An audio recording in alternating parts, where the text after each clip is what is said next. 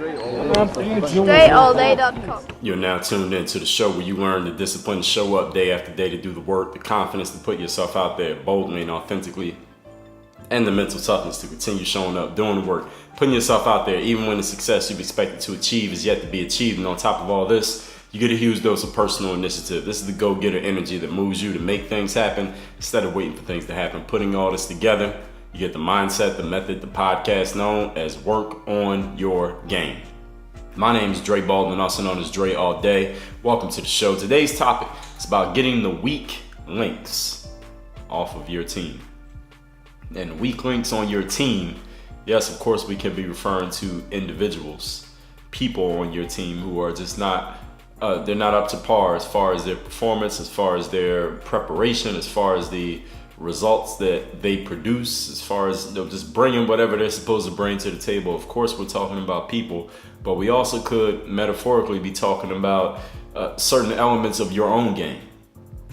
A weak link in your game could be the fact that you may be good at several things, but you're not good at communicating with people, or you're not a good salesperson, or if you're an athlete, there's a certain aspect of your sport that you know you're not good at, and your opponents know that you're not good at. Your teammates know you're not good at it. Everybody knows that you're not good at it. It may be the very aspect of your game that has cost you opportunity in the past. Today is about getting the weak links out of your circle, whether that be you individual, the circle of you being you yourself, your circle of one, getting the weak links out of your game, but also the weak links when it comes to other people. And if you happen to be the weak link, then that means somebody else who's listening to this episode right now, they're gonna be getting rid of your ass. So that means you need to step your game up and get your shit together, work on your game, so that you're not the weak link that someone's thinking of when they hear what I'm gonna say in today's episode.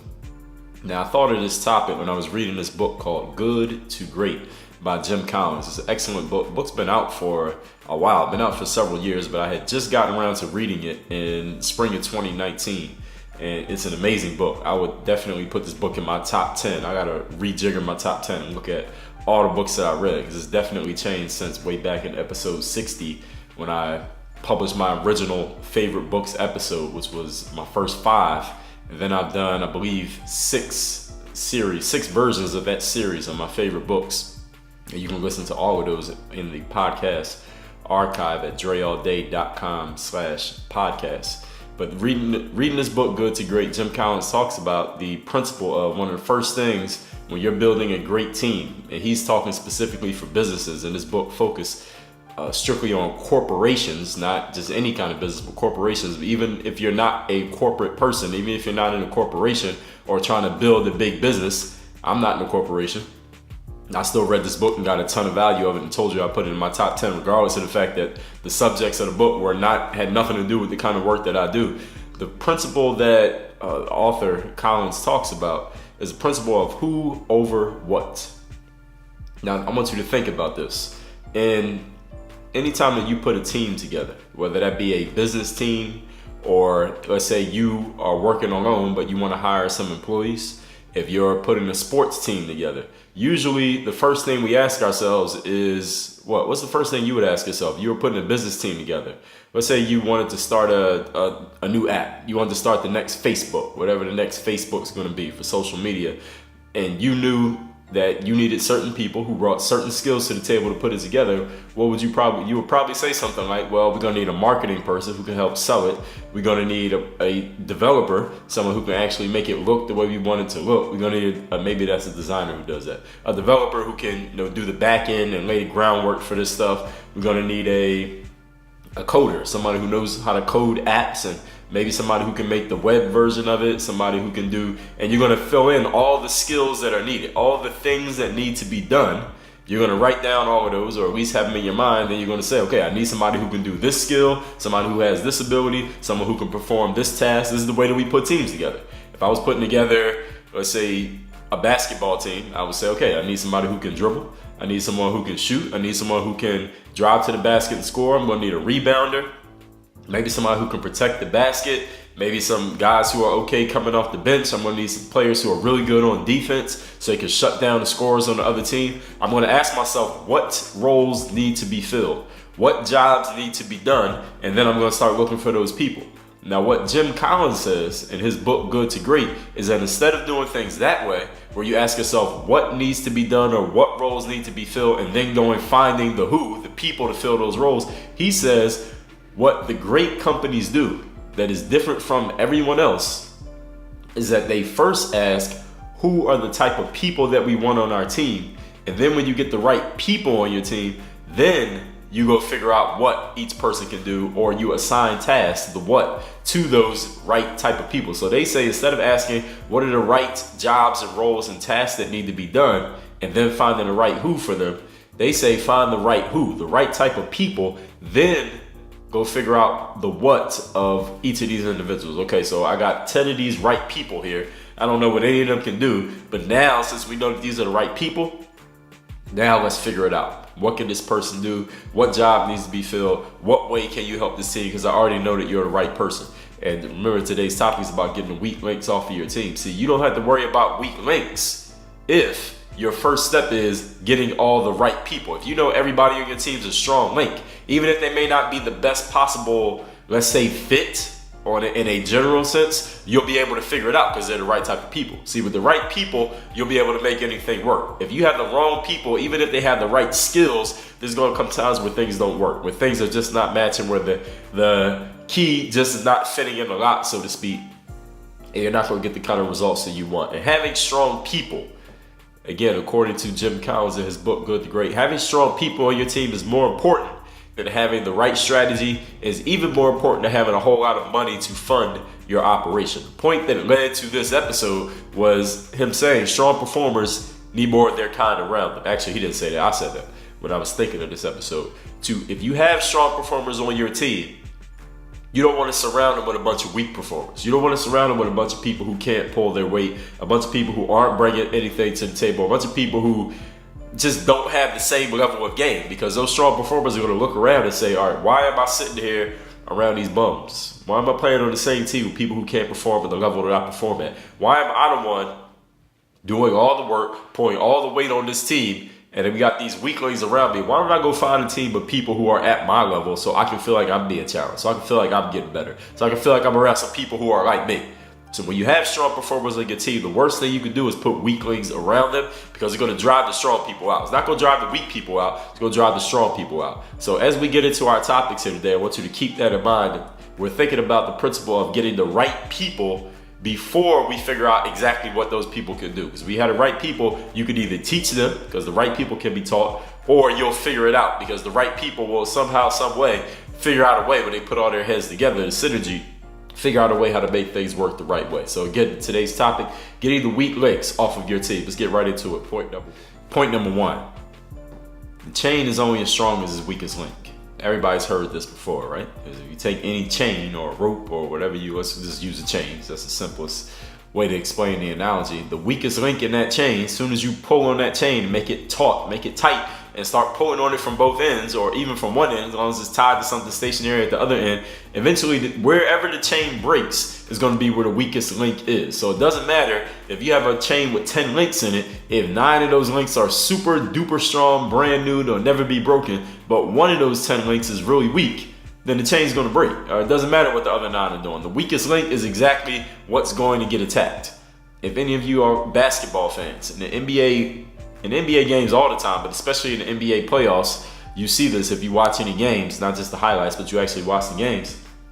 Teams strategize and game plan to attack the weakest defenders on the other team. Actually, the weakest offensive players as well. So, for example, if your team has a weak offensive player, what the opposing team will game plan to do is take let's say their best scorer or their weakest defender, and they want to hide a weak defender. So if you have a person who's not good on defense, what you do is quote unquote hide that person, because in basketball there's not like as a substitution for offense and defense like in football. You got to play both sides of the ball in basketball, both ends of the court. So the weak defender will guard the weakest offensive player on your team, simply because we know that weak offensive player you have is not going to make us pay for putting a weak defender on him.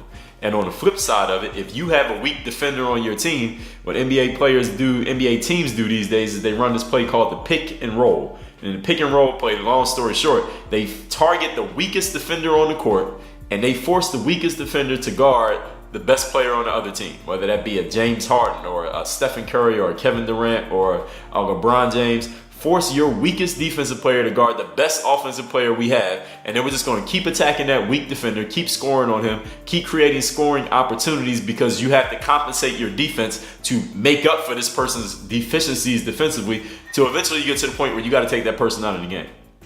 In basketball, they call it playing this guy off the floor. We're going to play your weakest defender. We're going to make him keep playing. We're going to keep putting him in the situations that we know he won't be able to handle himself until it gets to the point where you have to sub that guy out of the game. That's how it works in basketball. And that's actually how it works in life as well. So basketball is a good metaphor for life in this sense, in many senses as well. The weakest defender is going to get attacked and picked on and isolated and gone after over and over and over again until it becomes painfully obvious that that weakest defender can't be on the court, can't be involved in the game.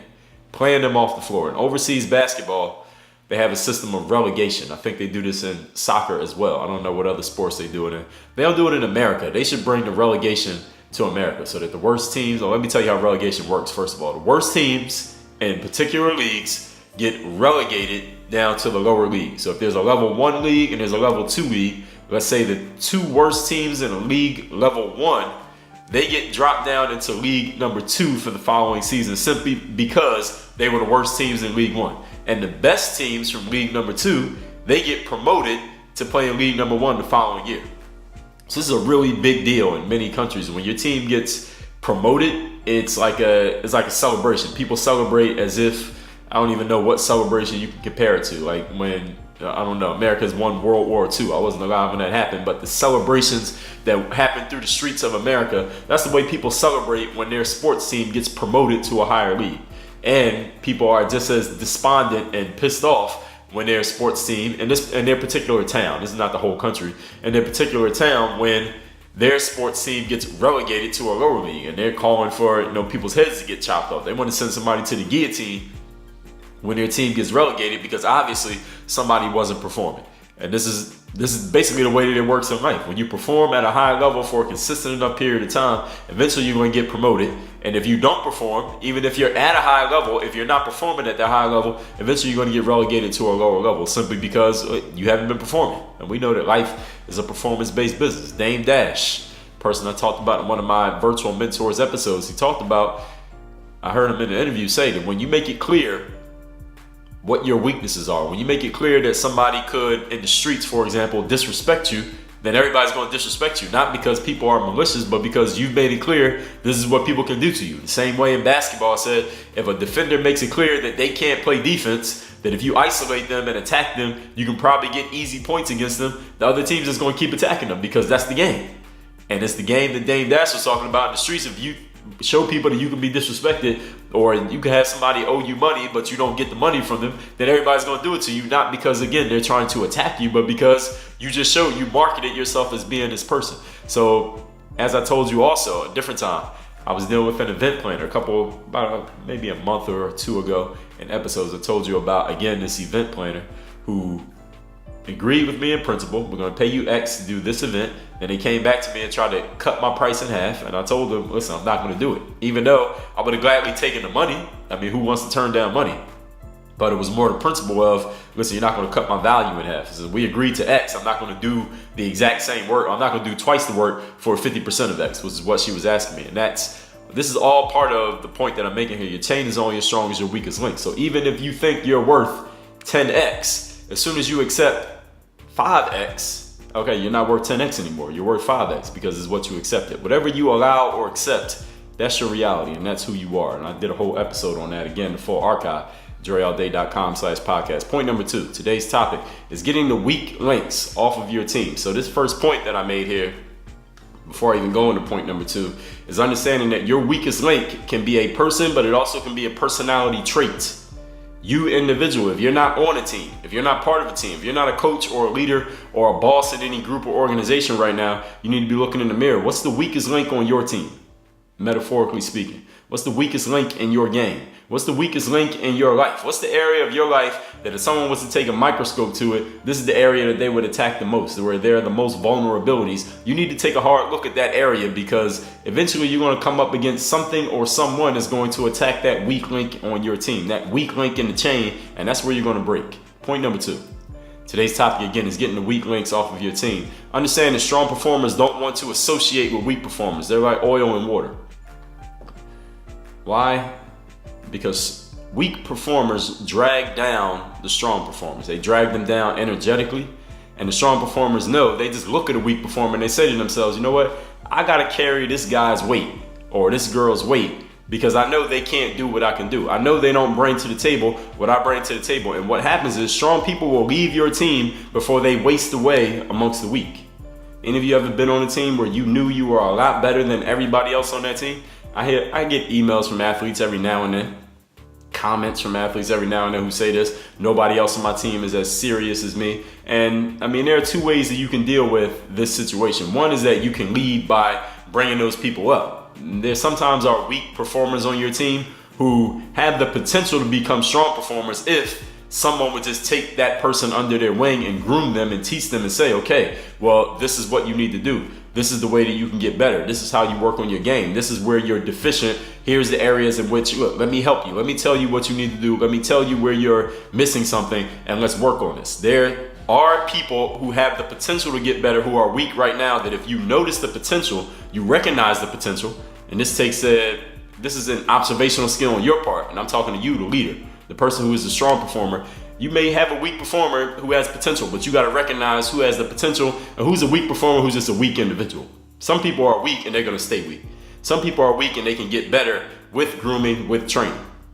And this is why, again, going back to the introductory point of this episode, if you start with the right type of people, see, the right type of person doesn't necessarily have to be somebody who has a whole lot of skill or has a whole lot of game or a super long resume or a whole lot of talent that they're bringing to the table. They may have none of any of those.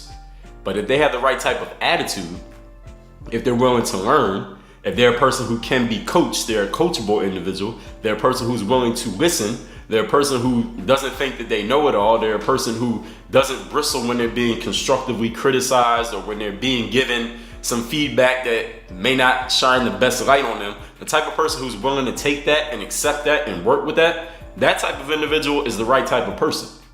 So even though they may be weak in skill and weak in performance at first, you can teach them. Now, that will also require several requirements here. It requires someone who's capable of teaching. And I've said this many times on the show. Just because you are capable of doing does not mean you are capable of teaching. There are a lot of people who can do things, but they can't explain them, they can't teach them, and they couldn't show another person how to do it even half as well as they do it. Just because you're a good basketball player doesn't mean you'd be a good basketball coach or a good basketball trainer.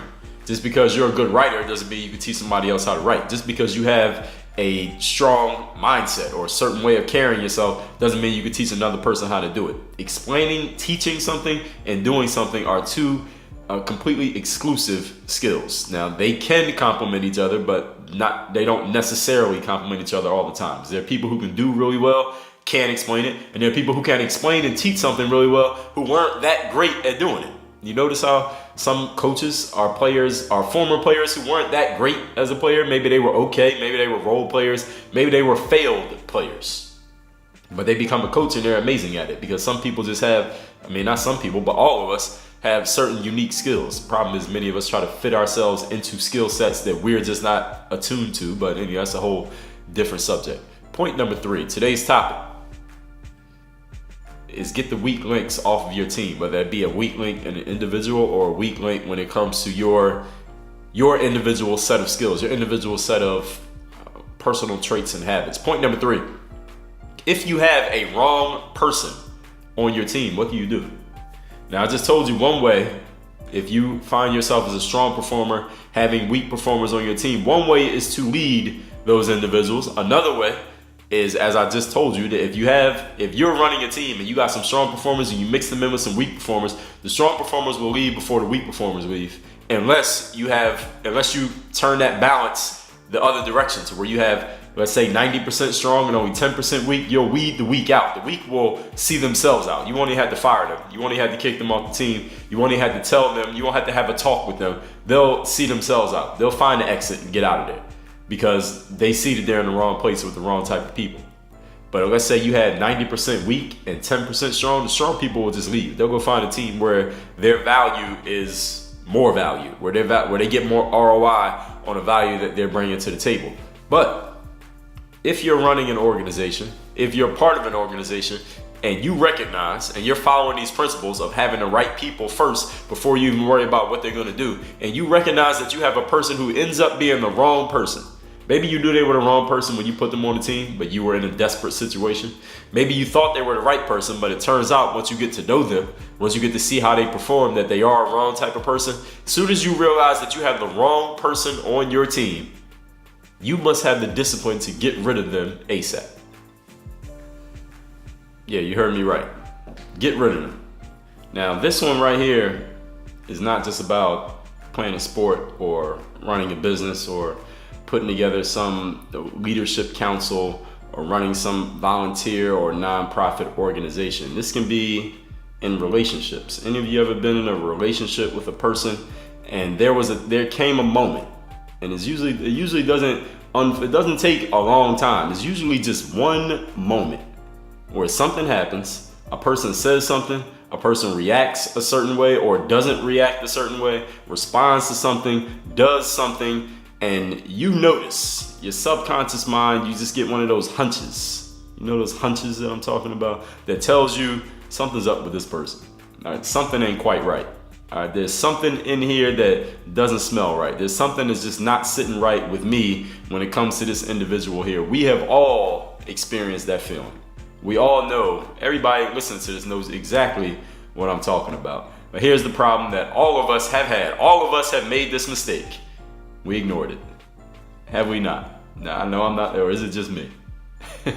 We've all ignored this signal that somebody was giving us, a loud and clear signal that something wasn't quite right, that we need to go the opposite direction, but we didn't. We stayed where we were, and then we ended up paying for that in our time, in our effort, in our energy, in our spirit, our emotion. We paid for it because we took too long to make the decision that we knew we should have made a long time ago. Anybody know what I'm talking about here? Can I get a hallelujah from the congregation? When you realize that you have a wrong person around you, in your orbit, in your circuit, doing something with you, whatever, however you want to describe it. When you realize you got the wrong person around you, get rid of them ASAP. Everybody who's listening to this has either kept an employee, stayed friends with somebody, kept somebody in your business, stayed in a partnership with somebody, or stayed in an intimate relationship, maintained a friendship with a wrong person for too long. Or you delayed firing somebody, stayed somewhere that you didn't want to be longer than you should have been there. In business, one of the sayings that I've heard is hire slow and fire fast. And that's the way that this should work. It should be clear to the weak individual when you have a strong organization, if you have a strong organization.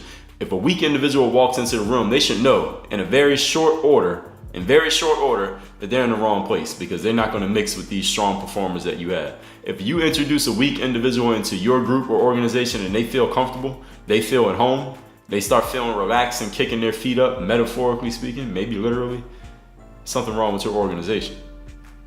The weak individual should know this is the wrong place for me. This is not the place where I'm going to do too well. When I was a senior in college, there was a basketball player showed up into our gym and open gym for it. Open gym was when the gym was just open for anybody to play pickup basketball before basketball practice officially started. Because at that time, basketball practices were allowed to officially begin somewhere around mid-October, around October 15th or something like that. And college, any of you who's been in college, college starts like late August. So from late August through mid-October, the gym is open, the basketball team is there, the players who are on the team, maybe players who think they can make the team, players who just like basketball, people come into the gym, and we called it open gym, where you would just play pick up 5-on-5 games, right? So my senior year, we knew who the basketball team players were, and there were a few guys who came in and we could tell that they could play. Like, all right, he's probably going to make the team. He looks like he's going to try to make the team. This guy keeps coming in here like he thinks he can make the team. So we would recognize some of these individuals who we could tell were angling to get on the basketball team, and everybody knew who the guys, who the incumbents were, right? So it was this one particular player who had come into the gym. I believe he was a freshman. He was playing pickup basketball with us, and I mean, he was okay. He wasn't spectacular, but he wasn't terrible. He was just out there playing with us. And when we played pickup basketball my senior year at Penn State Altoona, there was a lot of trash talking going on. Very competitive, very sometimes get confrontational. Sometimes it would go further than basketball, but in general, it was just very competitive, pretty high level basketball for a Division III school pickup gym. But anyway, once basketball season started, the coach let a couple of my teammates know that there was a particular player who he had recruited who had decided that he didn't want to play on the basketball team anymore. And the coach went on to share that this particular player decided that he didn't want to play on the basketball team because when he had come into the gym to play pickup before the season, the players who had been in there playing, the incumbents, hadn't been very nice to him. We had apparently talked a little bit too much shit to him, been a little bit too competitive with him, been a little bit too dismissive of him, had not respected his game enough, had not been friendly enough to him to the point that he felt welcome to join the basketball team. So he decided, even after he had been recruited to play basketball at the school, that he was going to continue going to school, but he did not want to be a part of the basketball team. So he just ended up not playing on the team. He was at the school. He would still come to the gym and play pickup every now and then, but he didn't play on the basketball team simply because he didn't feel welcomed by the players who had been there before. And I'm telling you that story to illustrate my point here, that when a wrong person walks into the room in a certain type of organization, they know in a very short period of time that they're the wrong person. They know very quickly that, you know what, I joined the wrong group here. You know what, I'm not going to mix here. All right, this is not the right place for me. Let me move on and go somewhere else. And the people who are in the room, when that wrong person walks in, they notice too. Now this individual, we didn't know that this guy had been recruited to the basketball team. We didn't even know until the coach had told this whole story, this whole little spiel about how this player decided he didn't want to play anymore. We just looked at him as another regular guy who was just walking in the gym to play basketball. We treated him like everybody else. We didn't treat him like, oh, you're going to be somebody on the team. Listen, you had to earn your spot. And that was the environment that we had there. So with you all, and I'm not saying that makes us, actually I am saying that makes us stronger performers than he was, because that's just how it is in sports. You got to be willing to compete. And if you walk in somewhere hoping for people to be friendly with you in a competitive environment and they're not, when that's not their problem, that's your problem.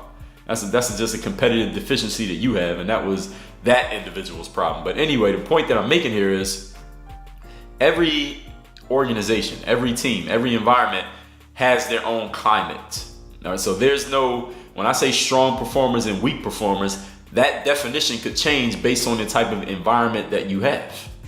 In some environments, a strong performer is a person who is very nice, very friendly, very compromising, a person who tries to get along with everybody, a person who makes everyone who walks in the room feel welcome. There are certain organizations, teams, and groups where the strong performer is that type of person.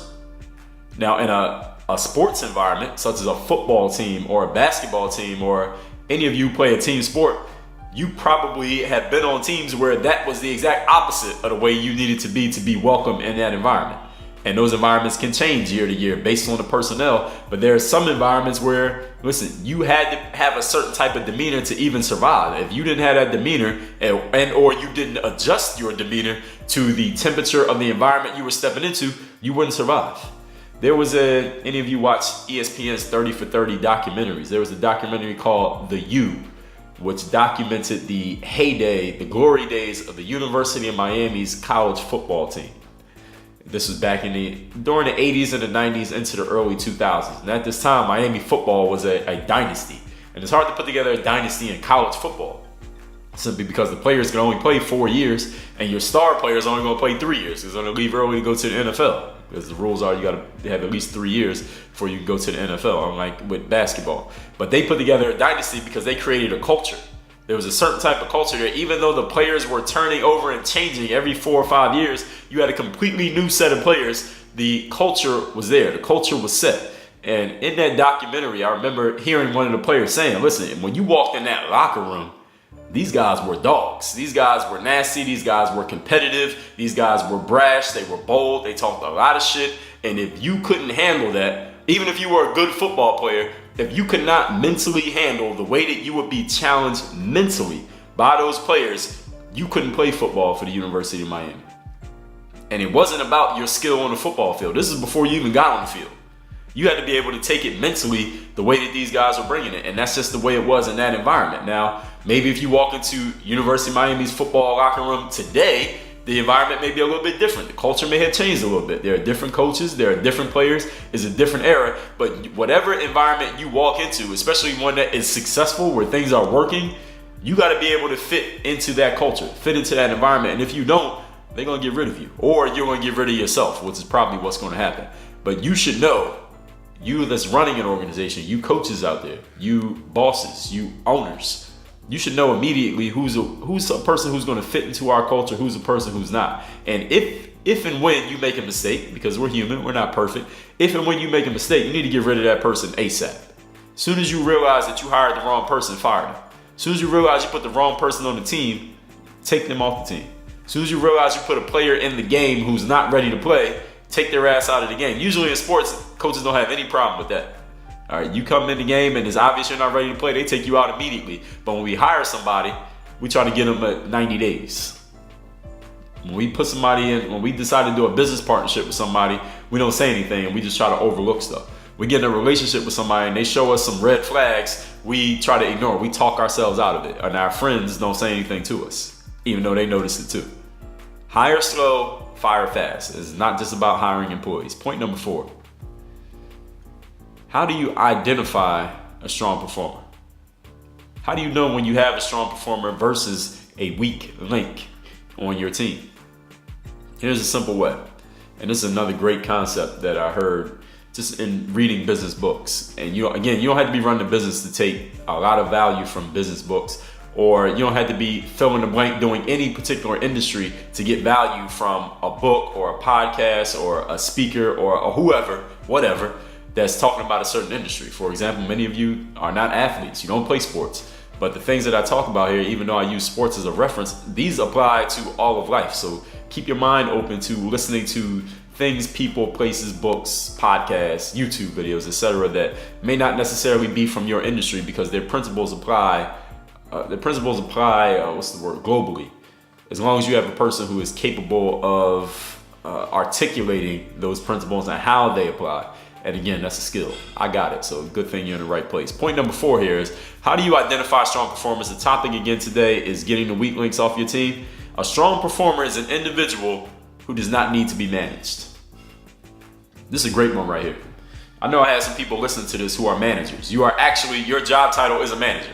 You're a manager at a company. You're a manager at, a Pizza Hut. You manage a bunch of, you got some athletes who you manage. If you're a teacher, you got to kind of manage the classroom in some ways, right? Yeah, a teacher is a manager. You manage the classroom because you're going to have some asshole students who are always doing and saying something. As soon as you turn your back, they got to do something or say something. Those are the students you got to manage. Then you got the students who you know if you walked out of the room for an hour, they wouldn't do anything that they're not supposed to do. Those are the performers that you're looking for. Those are people that you want, right? Those of you who run or are managers at companies. I mean, many of the jobs that I had before I got into sports, actually all of them, there was a manager. My first job ever was at Pizza Hut. I had a manager. Guy's name was Brett. And let me not even talk about that one. I remember I was working at Friendly's, restaurant called Friendly's, and not too many of these exist anymore. But anyway, once there at Friendly's, there was a food fight in the back. And this is during business hours. There was a food fight. And it was mostly the servers. I was actually pretty young then. I was maybe 15, 16 years old when I was working at Friendly's. But the servers, they were a little bit older than me, early 20s, and they would always play around and joke around. And they're throwing food, tomatoes, cucumbers, toppings from the ice cream sundaes, throwing them at each other. And I remember this girl who was a waitress, she threw a tomato, a half tomato. She missed, but it hit one of the cooks right in the neck. It was hilarious because it smacked his neck so hard. And he reached for his neck as if he thought it was like a mosquito or something. And then he like started cussing everybody out for playing around so much. But the reason that I'm sharing that anecdote is to tell you that those people who were working at Friendly's at that time, we needed to be managed. All right? Because if the manager wasn't watching, shit like that would take place. All right? You want people who, even if the manager's not there, no food fights are being started. All right? Nobody's acting like they're not supposed to be acting. You're looking for people who don't need to be managed, watched over, supervised. You got to check on every single thing that they do. Strong performers, yes, they need to be guided. Yes, they may need to be coached. Yes, you may need to train and teach them. Absolutely. But you don't need to manage them. As Kanye West said, I no longer have a manager because I can't be managed. Now, I don't know about Kanye. He said I can't be managed, not I don't need to be managed. So there may be two different things. Strong performers are intrinsically driven to achieve, and they do good work. You know why strong performers do good work? You know why strong performers perform at a high level? You know why strong performers show up every day, do the work, put themselves out there, keep showing up even when they have not achieved the outcomes that they planned to achieve? You know why they do it? Any of you who's a strong performer, why do you do it? This is not a rhetorical question. I want you to really come up with an answer here. If you consider yourself to be a strong performer at your job, at what you do, my question to you, and I'm going to pause for a couple seconds just so you can come up with an answer. Why do you perform the way that you perform? And it is not, I want to eliminate an impossible answer for you, it's not because you're just so good. It's not because you work on your game. It's not because you're highly skilled. It's not because you put in all this work up to this point. There's another reason. That may be part of it. Listen, if you're a good jump shooter, it's probably because you practice your jump shot, right? But I'm saying, why do you perform at this high level? A lot of people who have practiced jump shots who still don't perform at a high level. Why do you perform at a high level as a strong performer the way that you do? Going on this point that I'm making here of people who don't need to be managed, people who may need to be taught and guided, but not managed. They're intrinsically driven to achieve and do good work. Why is that? Here's why. Strong performers perform the way that they do because that's who they are as people.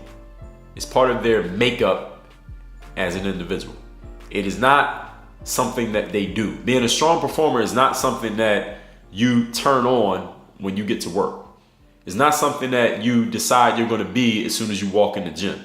It's not something that you say, all right, now it's time for me to be a strong performer because you know somebody's watching, or you know that you're being evaluated, or you know you're going on a job interview, or you know the pressure is on and you need to make some money real quick, or you know that you could lose your job if you don't step up and do your thing right now, or your team might not win the championship if you don't start playing harder every day. A strong performer is not a person who turns it on and off.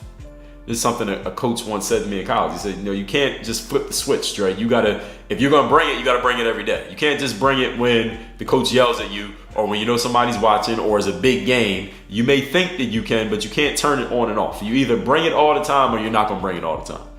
And if you're not bringing it all the time, then you are the average of what you do. You are what you consistently do, which is what Aristotle said. Strong performers are strong performers because that's who they are. They can't do anything other than be a strong performer. Now I need you to look at the people on your team. If you're a coach, look at your players. If you're a boss, look at your employees. If you're a member of a team, look at your coworkers or teammates or classmates or the people that you decided to start some project with. Whatever group, any group that you're a part of, any group, whether that be a family, a relationship, a nonprofit, some volunteer program, if you work at a job, if you run a company, anywhere where you're a part of a group of people, I want you to assess those people. Write their names down and ask yourself, how many people on this team are strong performers because it's just who they are, no matter where they go. Even if they didn't do this thing that they're doing with me, if they were doing something else with somebody else, they would still be performing well. Why? Because that's just who they are. How many people do you have who don't need to be managed, who don't need to be supervised, who don't need to be watched over to make sure they're doing what they're supposed to be doing? How many people in your group or groups fit that description? And then how many people do you need to get rid of?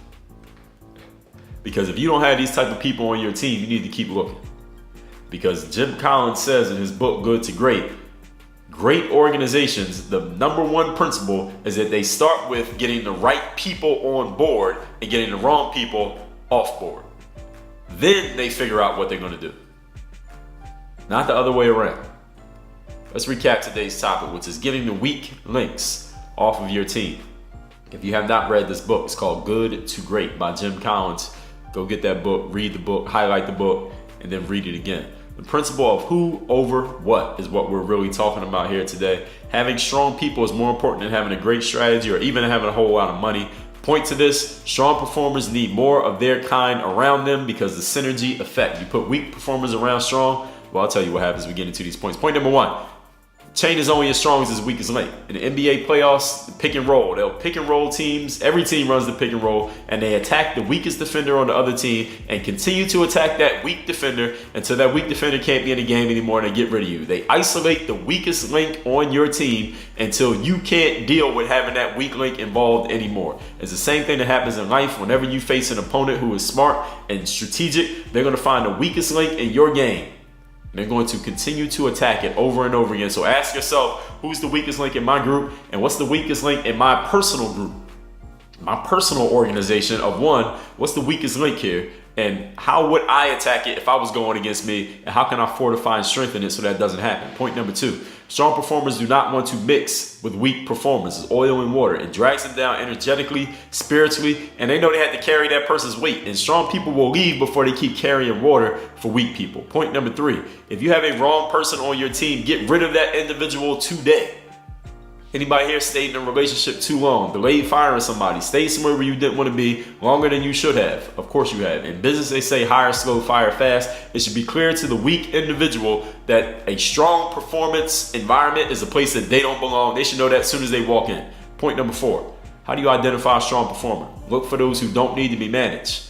Yes, they may need to be taught and trained and guided, but not managed and not supervised and not watched over. Strong performers are intrinsically driven to achieve, and they do good work because that's who they are at their core as an individual. It's part of their principle as a person. It is not what they do when they walk in. It's not what they do when they start getting paid. It's not what they do when they know they're being watched. It's what they do because they can't do anything else. If you don't have people on your team who fit this description, get rid of everybody else and keep looking. Now let's talk about what's going on in the game group. In the business section of the game group, we're going to go even deeper into this on the heels of me reading this book, Good to Great. It really gave me a lot of ideas when it came to, first of all, identifying for yourself what you need to be doing to get your own personal organization headed in the right direction, and then looking around at the people you have around you. Do you have any weak links around you? You got weak links around you. I mean, come on, we know the law of association. You become the average of who you associate with. I don't care if it's 5 people, 20 people, or 2 people. Whatever you associate with becomes part of your average. All right? Everything counts. Everything matters. So in the game group, in the personal development section, also the business section, we're going to be diving into this. In the basketball section, we're going to get to this as well for the players out there who have challenges with dealing with teammates who may not be as serious as you, or finding the right type of team, or players asking the question of should I go to a stronger team or a weaker team so I can get more or less playing time, more or less opportunity. This is something that I've done a whole podcast episode on as well, but that's all getting covered in the game group. You don't know what the game group is? It is the disciplined strategies that lead to results. If that's what you're looking for, discipline to your work, discipline to your process, knowing that you have a plan, knowing that you have a strategy in place that will lead to a particular result, and then editing that strategy, altering that strategy and plan when it is not producing the results that you want, so that you can actually get to a result instead of just doing a bunch of stuff and hoping something works, which is what a lot of people do all their lives in every area. If that's what you're looking for, the game group is the place to be. That's at dreallday.com/game group. dreallday.com/game group.